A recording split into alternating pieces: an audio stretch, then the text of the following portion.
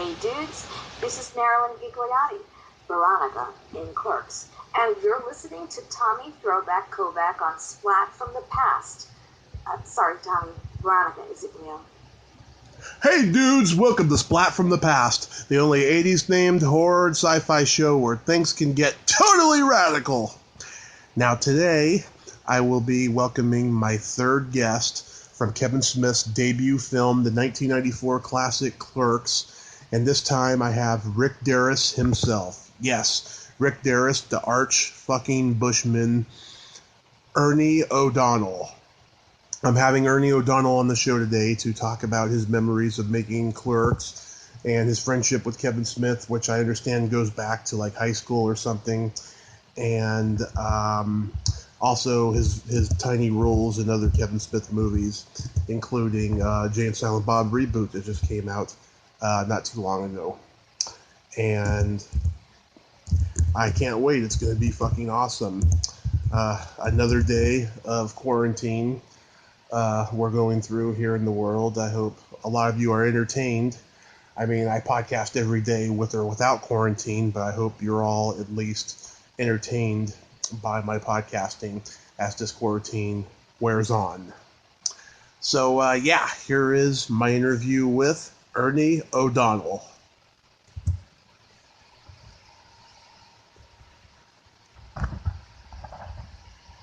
Oh. Hey, Ernie. Welcome to the show. What's up, buddy? Not much. How are you today? I'm very well. Got done working. Yeah. What a strange time we're in, huh? Yeah, kind of strange, but since I'm in the trades, though, I'm still allowed to work. That's good. So that's a good thing. That's a good thing. Yes, unfortunately, my job site is the now under construction East Coast Smod Castle. So nobody's there except me. So that's good. I love it. Yeah, that's really good. I don't like being alone all the time, but hey, I'm working. So yeah, who doesn't like being alone sometimes? Yeah. I think too much. Yeah, we all do. Yeah, right? Yeah. So, it's such an honor. Thank you so much for taking the time today. Oh, yeah, no problem, brother. Any way to, keep the View Askew universe going and, promote whatever gigs we got going on is always nice. Mm-hmm. You guys all the fans are just so, wonderful as far as wanting to stay in touch with us, which is really cool. Yeah. So going back in time, I was reading you and Kevin Smith were best friends in high school. Yes. Well, we still are. So It's just we're like real brothers. I've known him for probably 45 years almost now. Yeah. So, we have our moments. Then we squash it, and then things go back to normal. But that's how everybody is. Yeah. So you met him in elementary school? Yes, fifth grade. Wow. And you both were into like hockey and comic books and all that? No, I mean he didn't get into hockey until probably till late high school.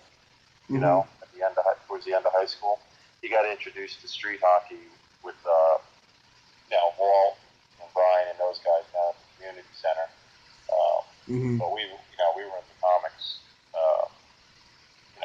As kids, we used to go down to the local convenience store. It's called Katz's. We used to have one of those old school, spinning comic book racks. We used to get our comics there. Right. And then we actually bought. Back then, they had something.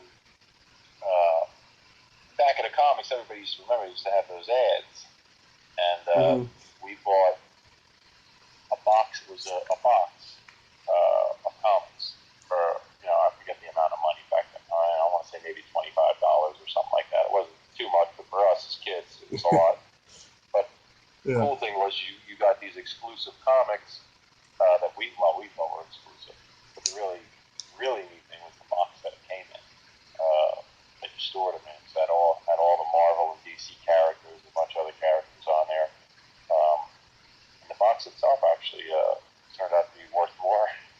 to the comics, you know. Yeah. But, I sold my comics early on, and then I believe he sold some of his stuff for us. But, yeah, we started collecting stuff like that, you know, when we were younger. Yeah, on a long road. Yeah. Did you know then that he was gonna have?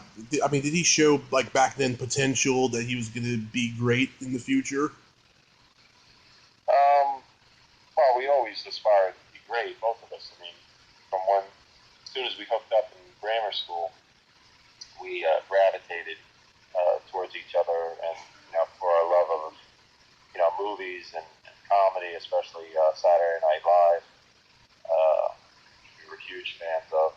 I was a huge fan of Belushi, and so was he. And I was massive fan of the Blues Brothers, which he was also. And Yeah, me with too. him and our good friend Mike Bellicose, which everybody knows is Belly, and the inner row guy from Clerks.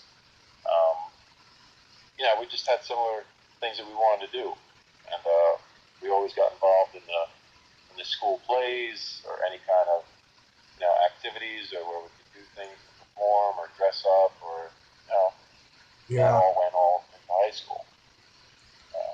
We always aspired to be something. I mean, I always knew he was a great writer. He's very creative, great ideas. I think he's a little kind of shy, not as confident when he was younger. But he grew out of that, thank God. I mean, I would tell him how good he was, but it took a lot for him to get over that. Yeah. Really, once we started doing the stuff in high school, the comedy, all the original comedy sketches we did in high school, that he wrote. I mean, me and him collaborated on what we wanted to do on these sketches. They were like Saturday Night Live type sketches, and all totally original. So we would brainstorm about those, and then we'd come up with ideas, and then he'd write it, and it would just be brilliant, you know. People started taking notice at that point.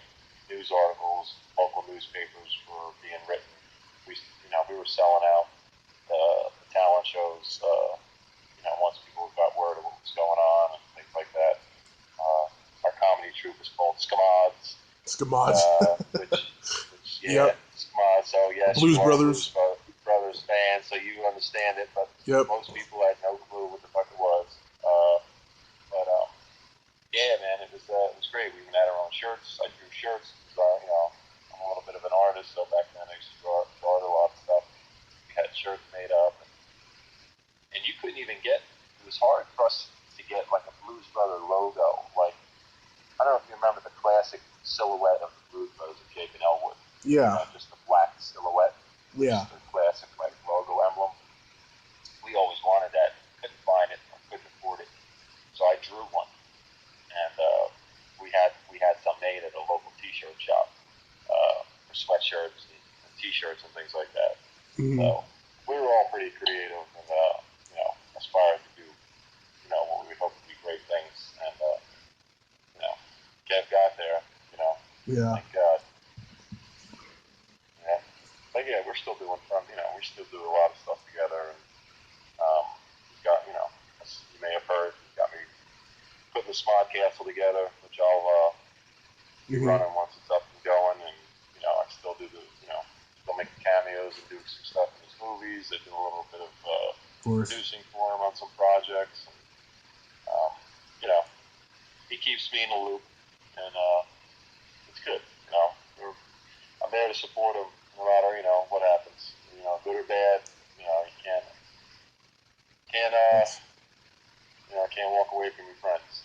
Yeah, that's great because friendship is so rare, especially nowadays. Oh yeah, I mean, to be friends with somebody for that long, it is pretty rare. The fact that me and Mike Bellicose and Kevin, still hang out when he comes here, and we still talk to each other. And we have one other friend, our buddy Sandy Holland, who lives in Florida. Call him Sambo. He was part of the group too back in the day.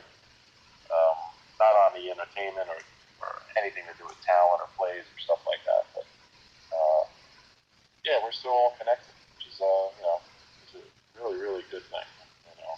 Yeah. Makes us happy. We don't want, most people read stuff like you said, like they'll read, used to be that thing that really kind of bothers me where it says we had a falling out in high school, but I see that online a lot when it mentions me and Kevin's relationship, and that's really just a fraction of what happened between us way back in the day. Yeah. But like I said, friendship is strong enough that you don't even, those things get squashed, and you just have to put that stuff aside, Mm-hmm. But, yeah, I've interviewed like 3 members of the Blues Brothers band. Oh, have you? Yeah, I've had Willie Hall. Who'd you get? I've had Willie Hall. You got Willie? Willie Hall, Blue Lou, and Bones. Oh, awesome. Yeah. Willie Hall, I've been over the years, in the past, but I'm a collector of Blues Brothers stuff, so I've been trying to acquire signatures or things like that from these guys. And Willie Hall was one I didn't have, so I searched online and found some sort of fan club address for him. Didn't realize it was his house. Mm-hmm. And I sent him something, and he sent me a beautiful letter back and everything, and it was just, so cool. And I actually got to meet most of the band at Saturday Night Live. Kevin gave me, he couldn't make it one night, so he had tickets. He gave them to me and Mike Bellicos. Oh. We went, we got to meet the band. That's when they were doing Blues Brothers 2000. Yeah. When they did that Saturday Night Live whole bit. Mm-hmm. So, I got to meet everybody. Dan Aykroyd, Blue Lou, and Bones, and Mr. Fabulous. It was just, obviously I couldn't get these guys to sign stuff because we were in a private party, so I wouldn't do that. Yeah. I had to be professional. But just to get back to meet these guys, I did get them to sign a few things in some other places, like McIntyre Murphy I did, Mm-hmm. All Schaefer and stuff like that. But, I love that stuff, man. I do too. Yeah, and I'm trying to get Murph on next, and because this is this is the 40th anniversary of the Blues Brothers movie, yes. So I got to celebrate it, Most definitely, and it comes on TV. I can't turn it off. Yeah. I really can't. It's just that my wife, she's like, oh, how many times have you seen this movie? Yeah. I can't count. And I just can't. I can't turn it off. It's just, to me, it's one of the greatest movies ever made, which is most people are like, you're crazy. And I'm like, yeah, well, Yeah. I love R&B and, rhythm and blues. I love Belushi and Aykroyd. I grew up on SNL, and these guys just fit the mold for me. So. Yeah, I have the director's cut on DVD. There's some stuff that was cut out that was pretty damn funny that should have been in the final cut. But yeah. But Did you ever get that? They have that book. The book. It's like a pamphlet, right? I found it. I found it online, and it's got all the inside information, and it's got like documents. It's called Blues Brothers Private, Mm-hmm. and it looks like an old school file binder. But when you open it up, it's a book, and inside is one of the original billboard, the posters they used to slap up when they were having their concert. Lobby cards. Where they could have played. Yeah, the lobby card type things they used to put up. So they have one of them as your centerfold, but inside are like, Julia Jake's criminal records, how his orphanage, some papers, how he was adopted, all these, different things inside, which is really, really cool if you're a fan. So you might want to check out. If you're a huge fan, you try to find that. It's pretty inexpensive online. Yeah, I'll definitely check that out. It sounds like it'd be cool. Yeah, it's pretty cool.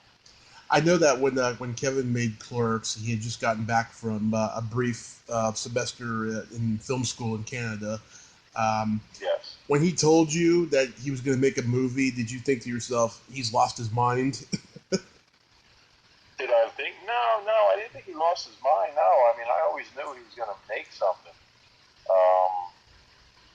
That didn't surprise me. That was at a moment when me and him were kind of like on the fence, trying to, get back, get our friendship back in order. And he reached out to me with the script. I mean, I knew what he was doing, and he sent it to me. And I thought it was brilliant when I read it.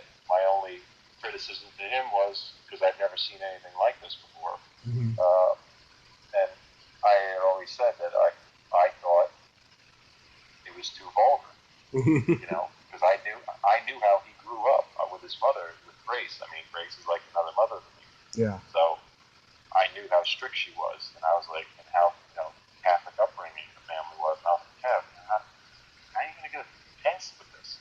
It's going to be an R rating. I mean, not an R, but an X rating. I was like, I think the screenplay is great, but I mean, how are you going to get away with this? It's a little much. That was really my only criticism. But at the end of the day, he fought to have a lot of that stuff stay in there, and he won. And it's just, it was groundbreaking to a degree at that moment for what he did. Yeah. And, you got to applaud him for that. I mean, just at that moment in time, that's something that needed to be out there. That was never out there before. Yeah, Roger Ebert. I was going to say, Roger Ebert in his review said that he was David Mamet meets Howard Stern. Oh, yeah. And Kev was a huge Howard Stern fan. Yeah. So he definitely got influenced by that. He's a huge Spike Lee fan back then. I mean, he still is.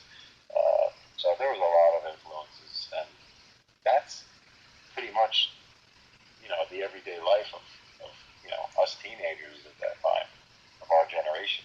I mean, nobody really represented that, and he just encapsulated it in such a way, and especially having it black and white was just, really got all the attention it deserved. I mean, that's what made the impact. Yeah, the teen movie was kind of dead by that point, but it was starting to come back again.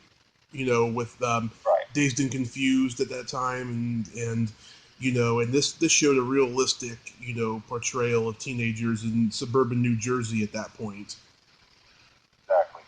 And, John Hughes was he was a huge fan of John Hughes also, so he took a lot of stuff from different places that, inspired him. But, 26 years later, people are still talking about it, and I'm working at the Smart Castle, and I can't tell you how many people come by that quick stop just to take pictures in front of that place. Yeah. I mean, it's crazy. It really is. I mean, it's amazing. It really is. To this day, 26 years later, we're still doing it. Yeah. And now he's working on Clerks 3, so I know. that's great. I'm so excited about that. Was it true, though, he wrote the role of Dante for you? Yes, that is true. 100%. Yeah. Yep. That was originally written for me. I'm not going to say if it was based on me. I mean, but it was more based, probably of, his working at the convenience store in a hodgepodge of different types of stylings. But yeah, that was written for me. But as fate had it, things happened, and that part went away. But at the end of the day, as I've said before, I mean, Brian O'Halloran was the right man for the role. If I would have did that role, it would have been a totally different, Dante. Yeah. I would have brought, a little bit. Not that I couldn't have played that type of character that Brian played, but the way I would have did it, and Kevin never ever got to see how I would have done that role. But I would have been a little bit more smooth, a little bit more, I want to use the word, a little cooler, but still being that schlub of a guy, that Brian kind of portrayed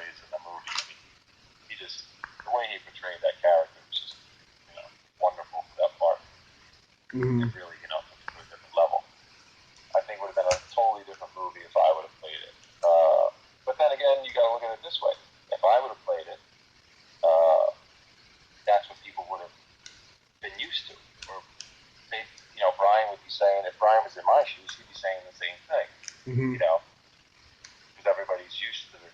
That's like, if I was to do any kind of thing, if somebody had asked me to say, oh, let's do something funny, and why don't you play Dante, and let Brian play, Rick Derris, Mm-hmm. people would be kind of like, well, O'Donnell's doing a totally different thing. They'd expect me to do it like Brian did it, because it's ingrained in people's minds that way.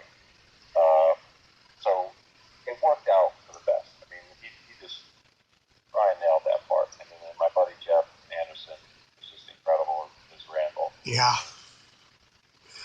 Nobody could have played Randall like him. Yeah. Oh, yeah.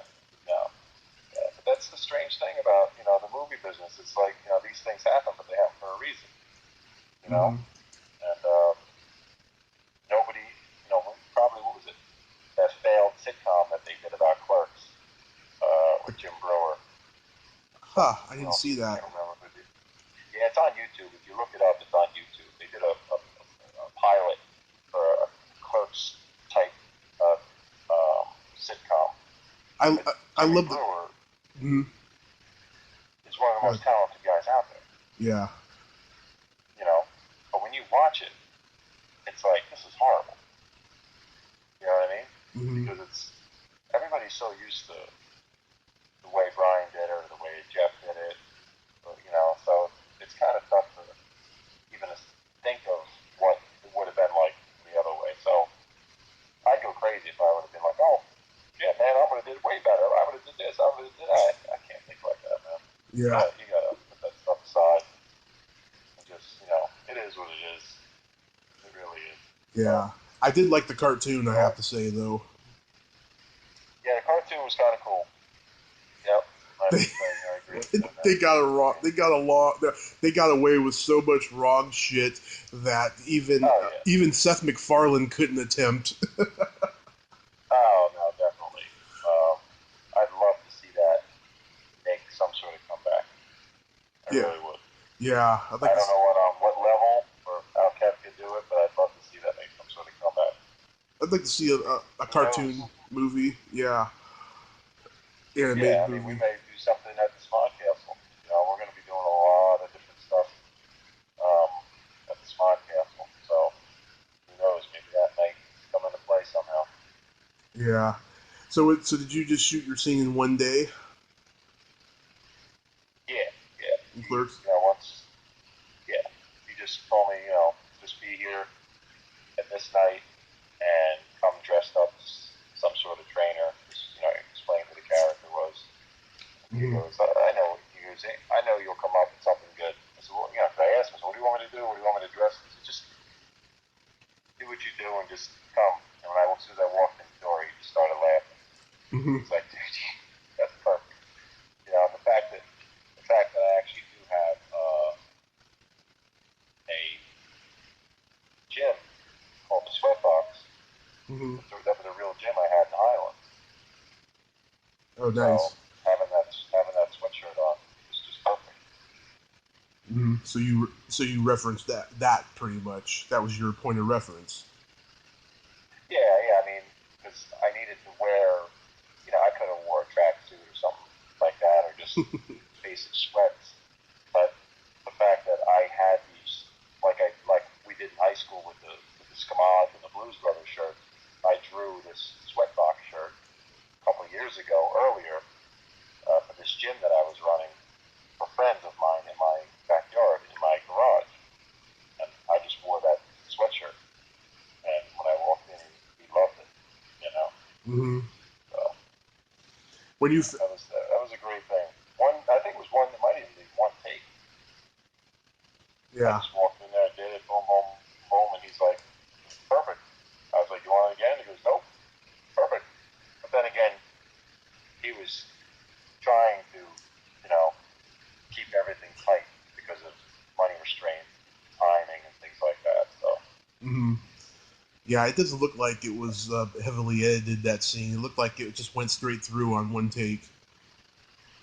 Yeah, no, that's what I was saying. It went pretty smooth. I went in there and did my thing, and hung out for a little bit after, and then I jetted, went back home. So, Mm-hmm. but I never expected in a million years that movie was going to take off like it did. Yeah.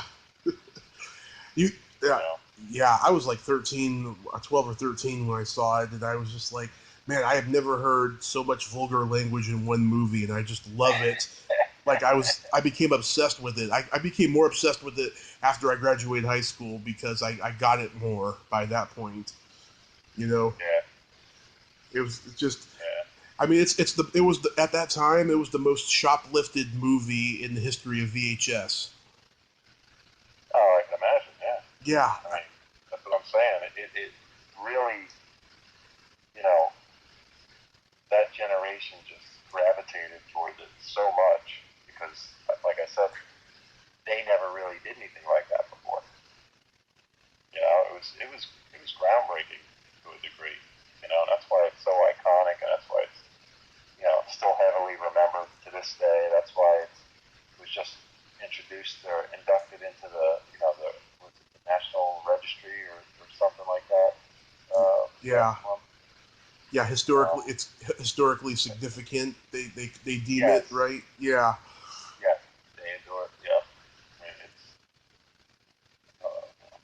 what else can you ask for? I mean, there's actors out there that have done tons of work, great work, and are now part of an iconic, legendary film. So Yeah. You gotta be happy about that.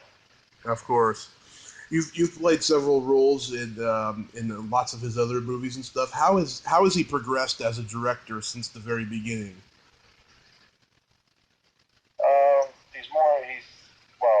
He's more technical. He knows his knowledge of what he's doing now is, you know, way better than what it was back then. Obviously, he's learned so much more of the craft. Mm-hmm. He's been around it for 25 years. But his set, when you walk on, I mean, it's just so laid back. It's easy. There's I've never felt any kind of pressure, and I've never seen him put any kind of pressure. Or at least he won't let people see it to his crew, his cast, things like that. And if he has a problem, usually he'll address it in private. He won't let anybody else see that. He takes care of his cast and his crew like no one else. I mean, it's just everybody loves working on his set. And I've heard. The food is always spectacular. Yeah. He always has great food. Yeah. Even when we did, the reboot recently in New Orleans, and when I did, Kilroy was here down in Florida with him just before that. He made sure that food is proper. He has his vegan food. He has the regular food, and he always somehow or some way figures out a way to bring like a special little item. So when we were shooting Red State, he would have a food truck come every day towards the end of the day, and it could be something interesting or special. It could be cheesesteaks, it could be ice cream, it could be shakes, it could be anything. But he would make sure to have that for the crew. It was hot as hell in Florida when we were shooting Kilroy. He had ice cream trucks come, so cast and crew could have ice cream. It's those little things like that that people remember and appreciate. It shows that he understands that without them, without the crew, and the cast also, that you're not gonna have a picture. You're not gonna have your vision put up on the screen without them. So he understands that, he appreciates it, and I think his style of directing is incredible. I really, I admire it. And I just directed my first short, like 6 months ago. Nice. And I took some of those cues from him because I like, I like my actors to breathe, do their thing, and no pressure. And my crew, I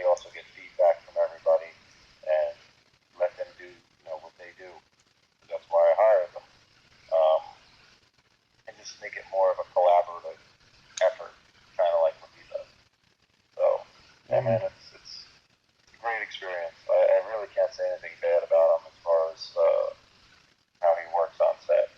Yeah. It's just, pretty cool. I have when he has the background actors come, he treats them like gold, man. Yeah. It's, very rare.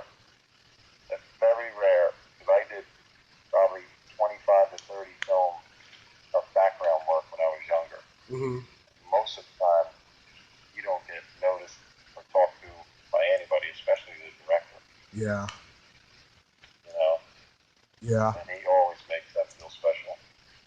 I've been an extra in a couple of things, and there's this particular music video I was an extra on. The director, he gave all the attention to the main people in the video, and he was like screaming at us extras, Right.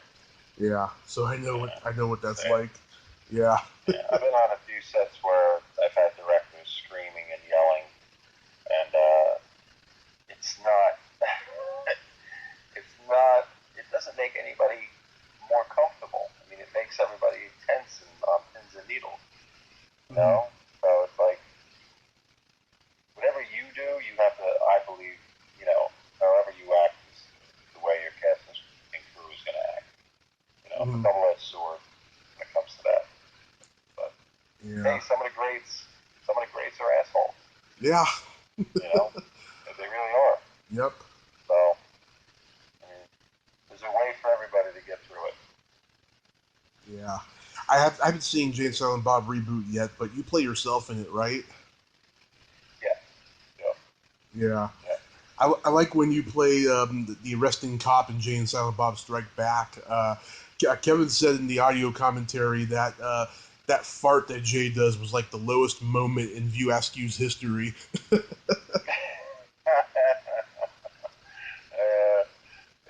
pretty funny. The original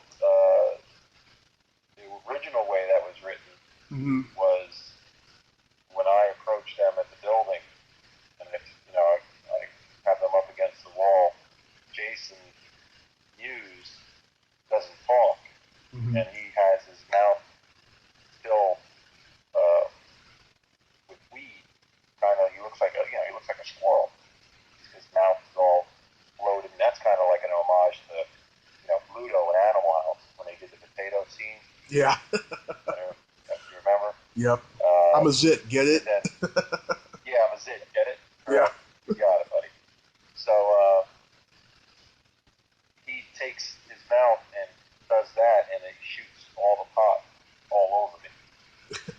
That was originally the way we shot it. But it just didn't work in the shot. We tried a couple different ways. It just didn't look right. It didn't work. So I kept bailed on it.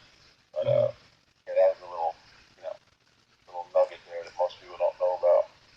Oh, that's interesting. Yeah, I know an actress. She worked with James Doughton, who played Marmalade in Animal House, and she actually did that to him in between takes. She went to the craft service table and got some rice and spit it at him like that. Oh, that's awesome. Yeah. I love it. Yeah.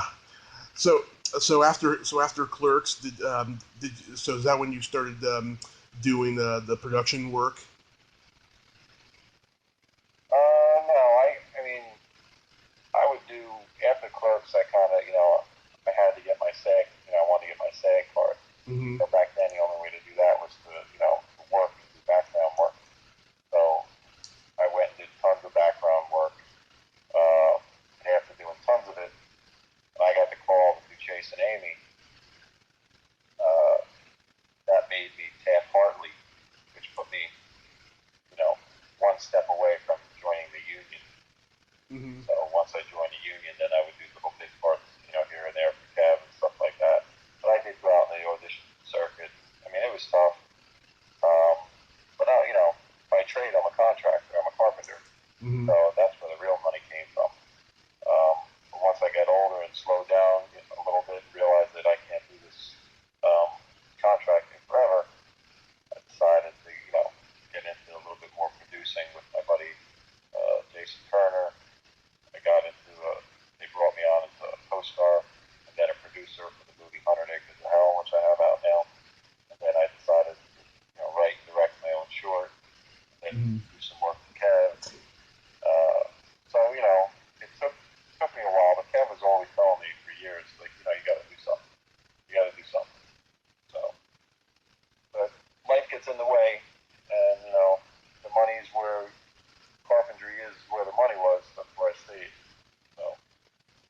Wow. But it all worked out.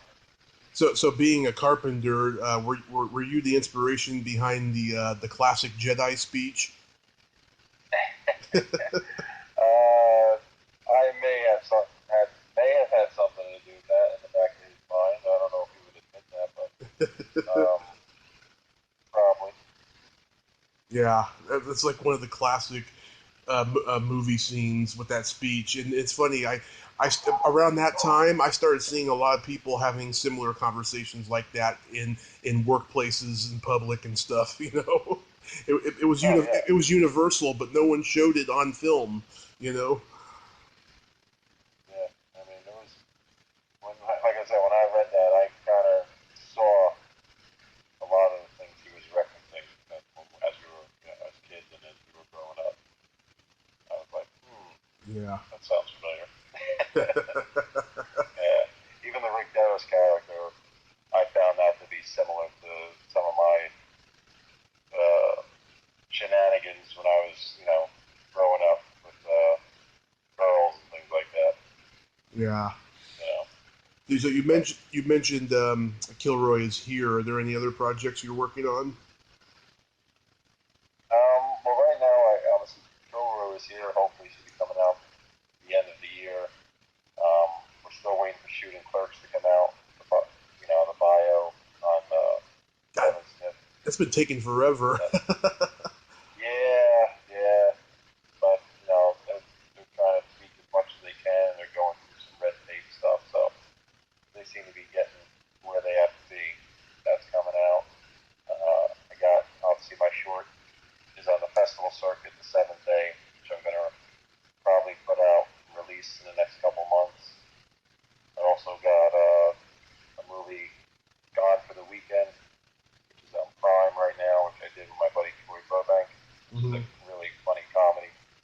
And then the big one that's out now is that I produced and co-starred in is 100 Acres of Hell, which is a horror movie that I did with my buddy Jason Turner and Ed McKeever.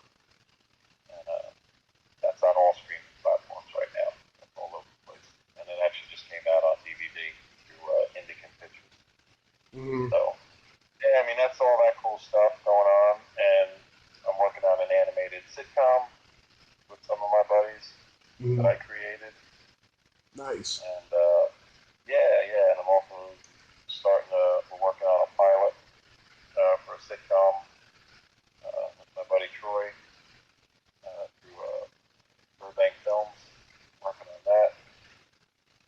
Nice. Yeah, I mean, there's a lot of stuff going on, Yeah. Not to mention, I got my friend Stacy Thoy, who we're developing this great, wonderful life story of hers called Buddha Beats the Highway, which is going to be a huge, huge project. That's, we just started writing the script for that. Yeah. Another big project on the horizon. Ah, that's. But a lot of my time will be going towards this podcast all opening up on June 20th also. So. Oh, that's great. You got all that stuff going on. Yeah, I wanted to mention I met Kevin a couple years ago, and it was a great experience. He came to San Jose, California, to do a screening of Yoga Hosers at the San Jose Improv, and my mom bought me a VIP pass to meet him after the show for my birthday. It was the best birthday present ever because we had gone through hell and back the last couple of years leading up to that point. In 2013, we lost everything. I got hit by a car. I spent 30 days in a coma. We lived in our car for a long time. I mean, we were going through hell at that point, and this was a pleasant getaway for me. So I go to the show. They delayed the hell out of the show. Kevin, the show went on until about 12:30 at night, and it was supposed to start at like 6:30 or something. And Kevin, he can talk the night away, so that's what he did. And he made a speech in the last half hour after the movie was over about podcasting, about how it's changing the talk show format and radio, and that he thinks that everyone should have a podcast just to create content, and everyone needs to stop being so negative and actually create content and show the world their point of view and what have you. It was so inspiring that when I moved up here a year later, that's when I started mine.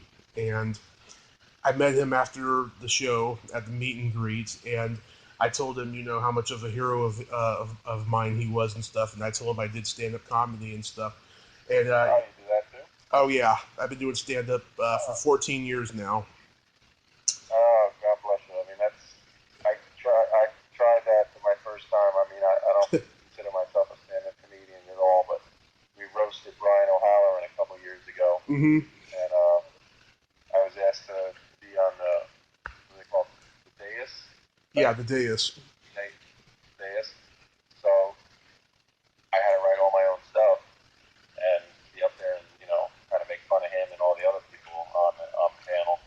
And it's tough. I'll give you guys a lot of credit to get up there and do that, man. It is. It takes a lot of balls to get up there and do it, and it's really hard. It doesn't happen overnight. You gotta just keep going up, keep writing, and eventually you'll get at least halfway decent if you're meant to do it. Oh yeah. I mean, And you guys are just incredible to be up there and deal with all that kind of stuff. yeah.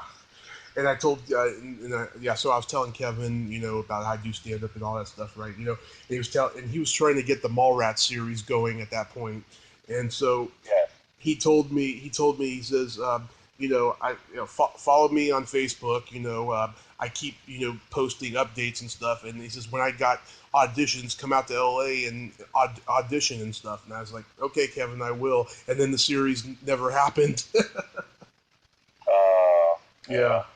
Well, that's, he's, going to try to revive that. So you might want to, Yeah. get ready. Oh yeah.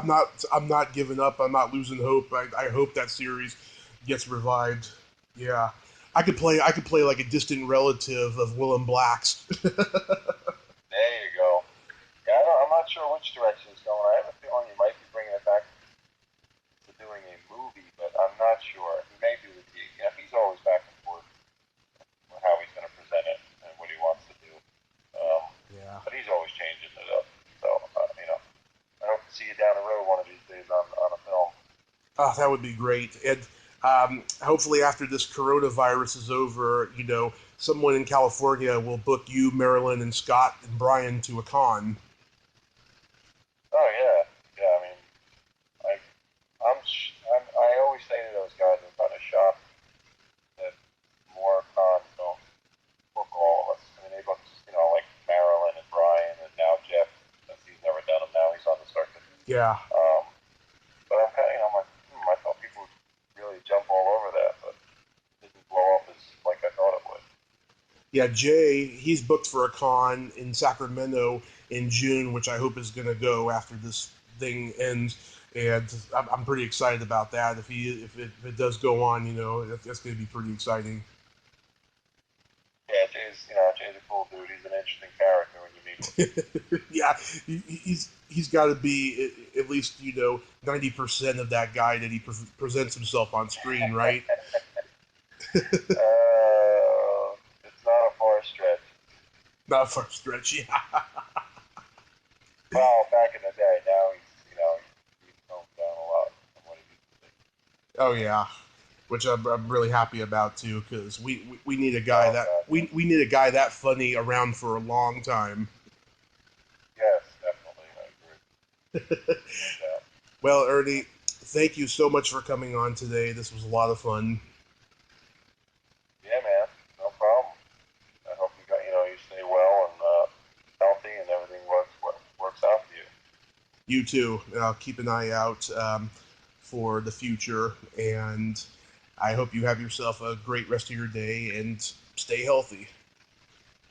I will, sir. Thank you very much. Thank you. All right, take care. Take care. Bye-bye. Well, there you have it. Ernie O Donnell. Ain't he a cool dude? Very nice guy. Great stories about Kevin. I'm glad that Kevin has a best friend for life like that. That's really, really cool. Friendship is so rare these days, like I said before.